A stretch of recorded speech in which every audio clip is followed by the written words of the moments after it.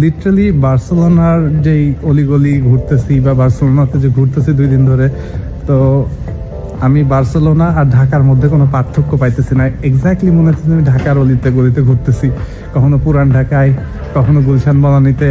তো মানে আসলে সব দিকে বিল্ডিং এর স্ট্রাকচার থেকে দোকান টোকান এগুলা সেগুলা বা সবকিছু মিলায় পরিবেশ টরিবেশ সবকিছু দেখে মনে হইতেছে যে আমি ঢাকাতে আছি। মানুষজন এই যে জামা কাপড় নাড়া দেয় উপরে এইভাবে জানালায়, তারপরে সবকিছু মিলায় ওভারঅল আর কি।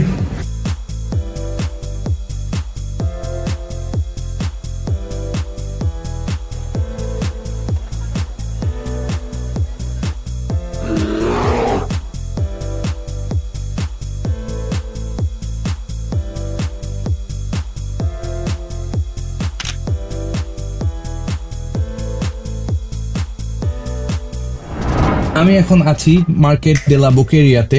বার্সেলোনার এই বিখ্যাত বাজারটির ইতিহাস প্রায় 800 বছর পুরনো। 1217 সালে এখানে প্রথম স্থানীয় কিছু মাংস বিক্রেতারা ছোট ছোট স্টল বসিয়ে খোলা আকাশের নিচে মাংস বিক্রি করত, এবং সময়ের সাথে সাথে 1840 সালে এখানে প্রথম স্থায়ী বাজার নির্মাণ করা হয়।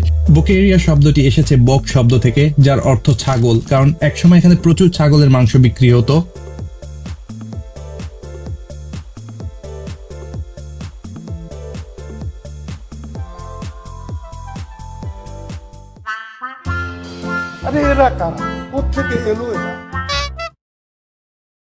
আজ শুধু বার্সেলোনা নয়, পুরো ইউরোপের অন্যতম জনপ্রিয় ফুড মার্কেট এটি, যেখানে আপনি তাজা ফল, সামুদ্রিক মাছ, মাংস, মিষ্টি ও স্থানীয় নানা খাবারের স্বাদ পেতে পারেন।